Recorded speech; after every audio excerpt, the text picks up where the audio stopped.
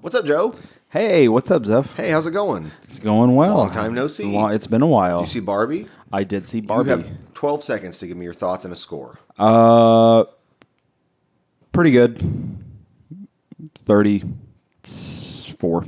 Cool. Awesome. Okay. So, welcome back. There's been a few episodes without you because you've been... What? Why are you laughing? Immediately start off with a movie review when the cold open is funny. So, we're not talking about Barbie today because we already did. What? No. We left you out of that one. Yeah, but that makes we sense. Saved Oppenheimer for you. So Well, I still haven't seen it. Oh, for real? Yeah. So we can't even record that. No. Well, luckily for you, we're not... Lucky for you, we're not talking about Oppenheimer either. Why are you laughing? Change of plans. So we're not talking about Oppenheimer. No, that was never the plan because I actually do know what I'm talking That's about. funny. First of all, hi. Hi. Secondly, I want to talk about something very specific. Okay. So specific that I actually recorded an episode about it by myself, alone. Okay. Like 5-minute episode, just because I Cringy. had Yep. to rant about it. And I never uploaded it because nobody wants to listen to a one-guy podcast. Yeah. But I want to talk about that today because, and there's a specific reason why. What's up? You're on Not Qualified Podcast. Thank you for calling. Hi. Hi. Pleasure to meet you. You as well. We have been trying to reach you regarding important information. If you have important information, please press 1. If you have, thank you for calling. Pleasure to meet you. I would like to speak with a representative. Patching you through to representative.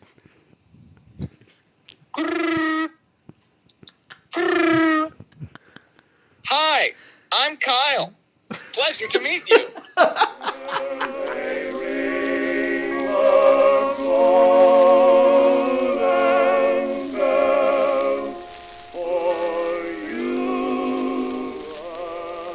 Oh, hey, that was a good bit. I thought you were gonna do I thought you were gonna do an Indian accent or something when it got to the representative. No, I was just gonna repeat.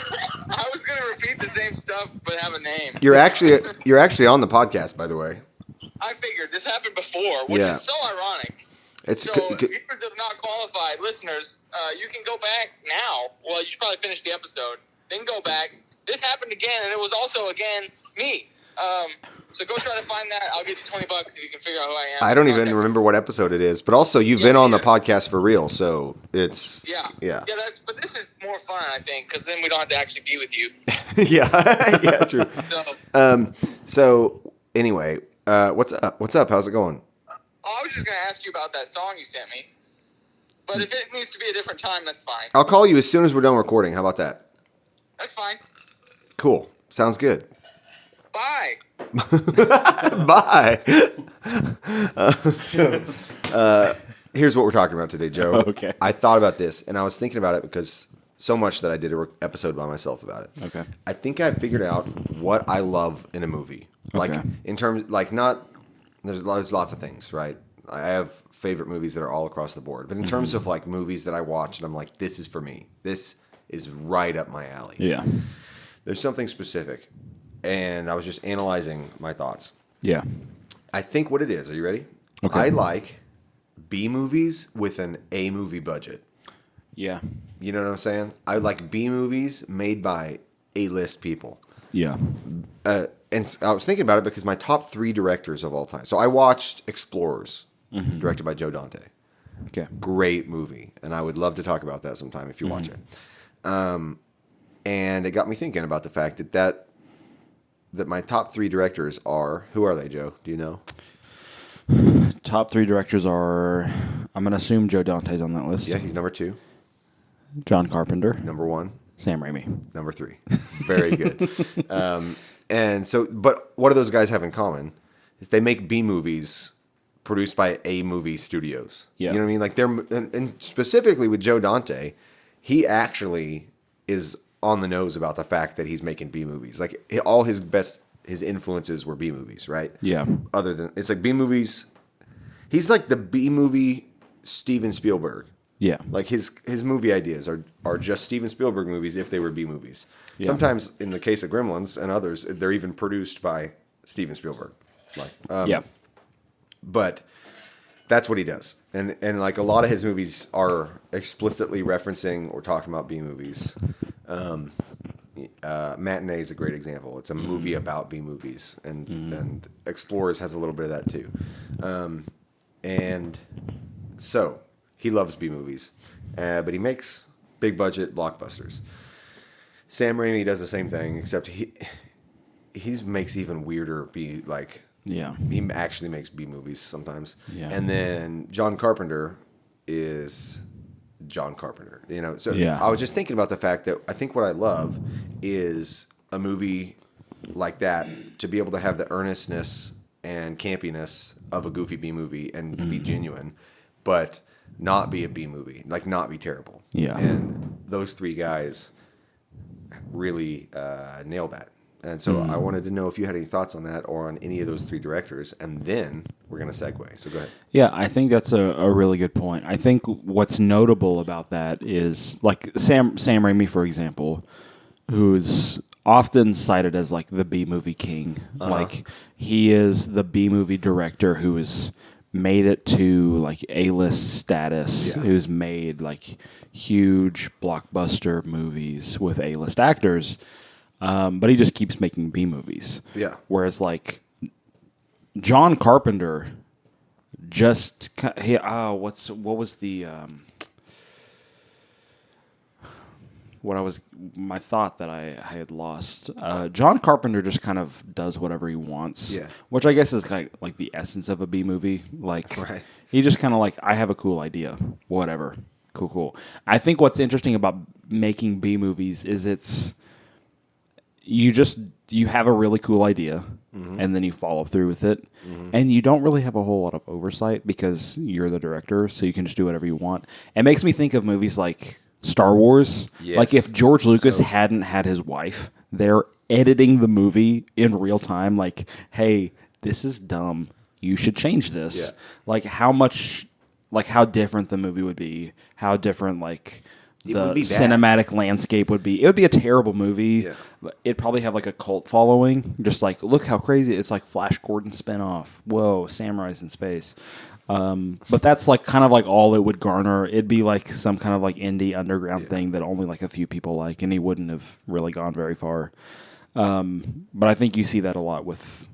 I think there are a lot of directors that start off in that camp of like B movie esque thing, like even Ryan Johnson, like with what was the Brick, like a student, like they're high school students, they're solving a crime. It's a like modern noir movie. It's like a kind of kitschy, yeah.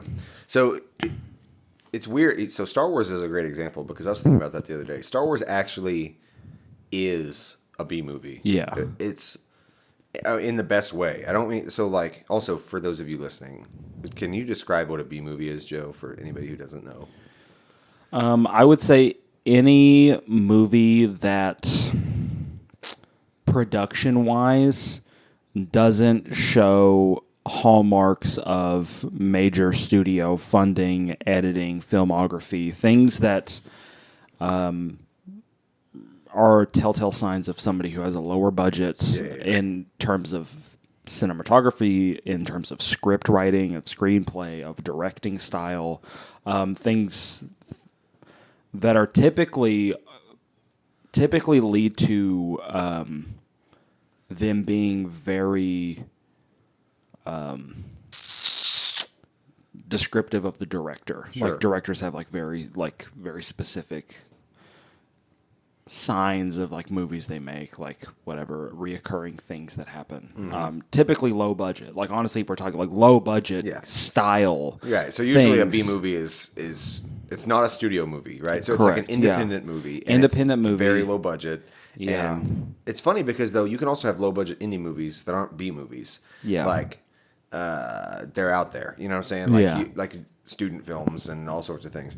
A B movie it's almost like taking on this connotation of it's not just a low budget independent movie, but it's also goofy. Like it tends to be about like Yeah. It's almost like cheap, like a cheap knockoff of something, and it's like Yeah. about an alien invasion, or it's about like Yeah. and you think of like Plan 9 from Outer Yeah. Space, or like historically really bad B movies, but it Typically- really just means independent, low budget movie. Yeah, like low budget independent movie, and they typically focus on things that are well out of their grasp to accomplish Yeah, successfully exactly, within yeah. their budget. Yeah, so it's almost like that's what makes them endearing, is like you can see what they were trying to do, but they don't accomplish Yeah. it. So that's what an actual B movie is. they're ambitious. B meaning the letter B, as in yeah. like A-list, B-list celebrities, Yeah. right? And you have people that ride that border, and all three of the directors I mentioned really do ride that border from A-list to B-list. So like Sam Raimi is a great example of his last movie was what? So before he made Oz, so he started out doing literal indie movies, right? Evil Yeah. Dead. And then they got picked up by a studio, and then he made some big budget movies, and then kept doing indie movies in between, and then got Spider-Man and blew up. And then he went back to B movies. Like after Spider-Man, after the trilogy, he did like Drag Me to Hell, and Yeah. not a B movie, but a low budget horror movie. Yeah. And then like goes back to Marvel. You know what I'm saying? So and Oz, that kind of stuff. So Yeah. like there's guys like that really ride the line. There's actors that ride the line. Bruce Campbell is famously in a bunch of terrible movies and also great movies, but he elevates whatever he's in because he embodies the spirit of what a B movie should be, which is that I don't care that this is dumb. I'm gonna treat it like it's really cool and give it my all. You know, and there, like you were saying, there's something endearing about that. Of like, if you're gonna watch a movie with Bruce Campbell in it, there's something that's like, there's an essence of it that's like awesome about it only because it's Bruce Campbell. yeah, right, exactly. It's only, you only love it because Bruce Campbell is currently doing that on screen at the moment, and you're like, your love for the movie is tied solely to Bruce Campbell's performance. Yeah, which that's what. So with Explorers, Explorers is hard to explain. I should probably just save that. We should talk about it after you've seen it. Yeah. Because I do have a lot to say about Explorers. But, yeah, I just think that what I love in a movie is like when... Maybe I should say it like this. It's an A-list movie, right? It's got the budget and the cast and a director who knows how to direct. Like it's well made. But at the same time, it's got B-movie sensibilities. Or maybe it has the freedom to do what a B movie would do. Right? Yeah. So maybe that's what I love in a movie. I love when a movie doesn't feel restrained by the studio. Yeah. Which Explorers, ironically, really was restrained by the studio. But just in general, it's like you get the sense that this doesn't feel the pressure. This movie is not feeling the pressure to be mainstream or cool. Yeah. And yet it has the budget and the reach to be that. Yeah. And I just, as a side note, I want to say there are very few directors, most of them being in your top 3 list, that are able to pull that off, that to have that B-movie sense of filming with an A-list budget when you don't have a budget to create an A-list movie. You have to really think creatively about how you film things, how the story goes, how you go about presenting said plot. That you really lose whenever you start off directing an A-list movie, Right. Okay. Or in that area where you're like, okay, well, like I may not be able to do this, but like I have a team of writers. I have okay, I like what they are thinking. We have the technology. Yeah, we have the technology. Yeah. Well, let's build a movie around it. Okay, cool. Now that we got all that figured out, well, let's have VFX artists will take care of that. Whatever. Cool. Whatever. But like in Evil Dead, whenever they're like showing the demon, they just have the camera like wriggling on the ground, like like running through the forest. That's another thing all three of those directors I mentioned have in common is that they got their start having to make do. Yeah. And that makes a good director is when they have to learn how to deal with budget constraints, like severe budget constraints. Yeah. And make something cool and make something professional and compelling with extremely limited resources. Because then they're forced to be creative and to make a movie with what they have and to do it in a really creative and compelling way, right? Yeah. So that's really tough to do.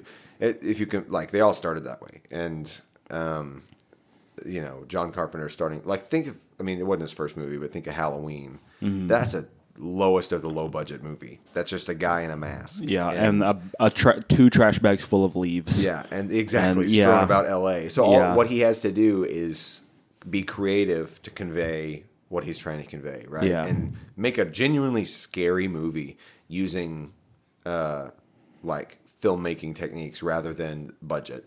Yeah. Same thing with like Sam Raimi and Evil Dead, like you mentioned. That's another extremely creative and inventive movie Yeah. that has zero resources. Joe Dante is a little different. So Joe Dante basically started doing Steven Spielberg ripoffs. Like Piranha, I think, was one of his first movies. Yeah. It's just a Jaws ripoff. And then because he's kind of a mixture between B movies and Steven Spielberg movies. It's like what Joe Dante is. Yeah. But they all had to do that. And you contrast that with somebody like Michael Bay, who's just always made big budget CGI filled monstrosities, and he's never gonna do anything worthwhile. I'm sorry, Transformers fans, but he's not. So that's kind of the opposite ends of the spectrum there. Yeah. And then they also learn from that how to deliver. That's why they get A-list budgets. That's why studios still trust them. Yeah. It's because they know how to deliver a product that people are going to go to the theater to watch. Yeah. And they know how to do it under budget and behind schedule or ahead of schedule. You know what I'm saying? Yeah. Like they can deliver a good product.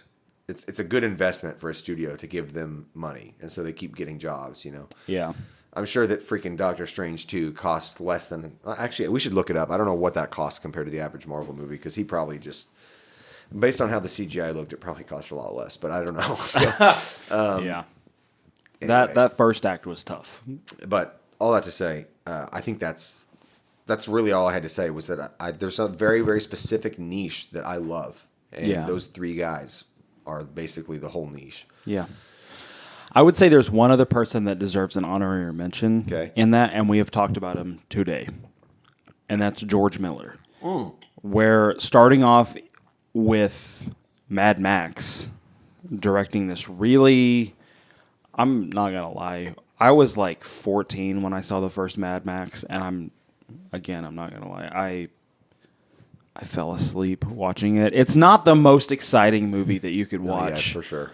And then I watched bits and pieces of 2 and 3. And The good ones. The good ones, supposedly the good ones. And I still haven't seen all of them, so I can't give an educated opinion on those. But like going from those 3 movies to Babe and Babe Pig in the City, which everybody knows at least the name of. You know what you're talking about. It's a movie about a pig. Everybody knows about the movie about a pig. It's that or Charlotte's Web. There's the only 2 pig movies in the world. And then you have Happy Feet, which everybody should know. And then you have Mad Max Fury Road, which blew up. And then he went back to doing his own thing with this movie called 3,000 Years of Longing, which I still really want to see. I saw an ad for it, and probably a few years behind at this point. But I think going back to that idea of like, I have a big budget. I used to do B movies. Now I do A movies. Now I can do my own thing with an A movie budget. Mm-hmm. I'm going to write a movie about a genie granting a woman's wishes and her dealing with the consequences of what it's like to live with the consequences of your actions when you're making these kinds of wishes, because these wishes typically come with like a monkey's paw kind of twist to them. Nice literary reference. Nice. Yeah, thank you. Thanks, Jordan Peele. So I knew that my brain was going to go here eventually, but it's just a matter of time. Yeah. That's why the original Spider-Man trilogy is so good. Okay, so if you watch the behind the scenes, Bruce Campbell is talking, like Spider-Man 2 behind the scenes, Bruce Campbell is talking about what it's like to make these movies. Yeah. And they ask him at one point, they're like, you've worked with Sam Raimi, you've known him his whole life, you grew up together, and you've been with each other your whole careers. What's it like now that you have the biggest budgets known to man? Like the Spider-Man trilogy at the time was like some of the biggest budgets of movies ever, right? It's pre-MCU and pre-billion-dollar movies. Yeah, pre-billion-dollar movies. Gosh, I hate this era that we're in. Oh, remind me to come back to the billion-dollar movie thing in a second. Okay. All right. So, and Bruce Campbell's talking about they're like, what's it like making these movies with all the money you have now? And he's like, that's the best part is that it's the same. It's still just like me and Sam coming up with goofy, like fun ways to do cool stuff with a camera. Yeah. It's like Sam is just doing the same goofy stuff with bigger toys, is what he Yeah. said. And it's like he's using the same, like he's still just being clever with his camera work and trying to come up with clever ways to shoot things and to present things, but just with the resources to make it easier, you know? And so that's the difference. It's like when somebody starts out like that, they're able to do that. Whereas if somebody starts out with the full budget, they're never going to really learn how to be creative with what Yeah, I think there's a big parallel with this in the music industry. I think with it when it comes to like industry plants. Okay, one of my favorite bands is Kings of Leon. They were straight up an industry plant. Were they really? They are a representative of RCA came up to Caleb Followill, who's the lead singer. And they were like, we want you to put together an album or an EP. And he's like, okay. So he got together with his brother and his cousin and like a friend. And then they were all like 21, 18, 14 years old. And then they wrote an album or wrote an EP together. Hi, Caitlin. Special guest What's up, Caitlin? You're on the podcast. Hi. What's up? Cool. I'm grabbing my knitting. Go ahead. Grab it. That's all I wanted to do. You go for it. Are you working on the gingerbread man right now? No, The people want to know. I am not actually. Unfortunately, that's my next project. Yeah. Fair enough. Okay. Goodbye. Godspeed, Spider-Man. Godspeed, Spider-Man. All right, go ahead.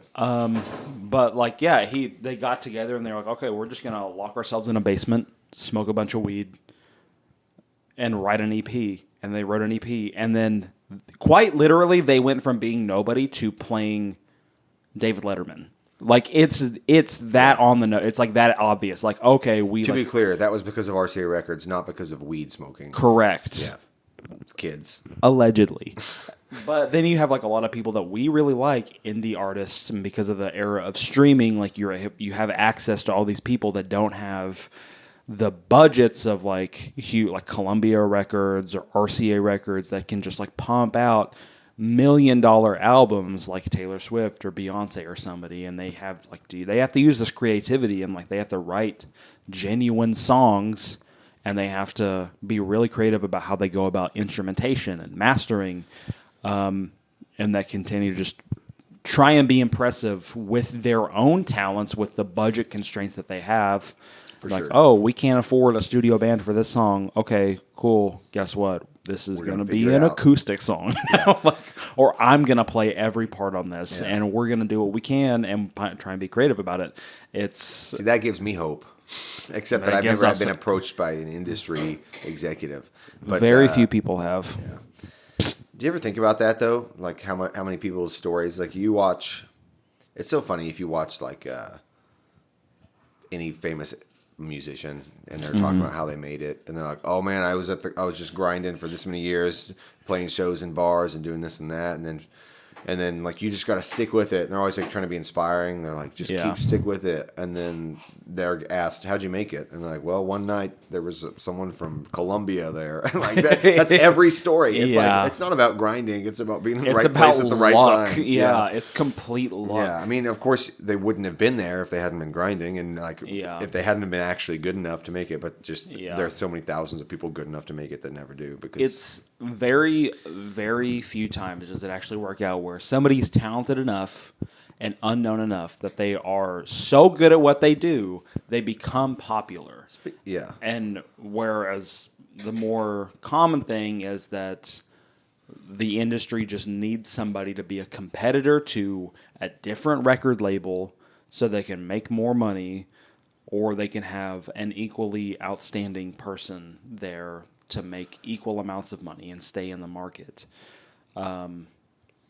Whereas like even like Billy Joel, who just played a bunch of bars. Yeah, like just playing bars and clubs over and over, night after night, just to make enough money to pay rent or whatever, eventually paid off for him, because now everybody knows Billy Joel, everybody knows his songs. He's A-list famous at this point. And for so many years, people would just stand at the bar and put bread in his jar and say, "Man, what are you doing here?" Exactly. Yeah.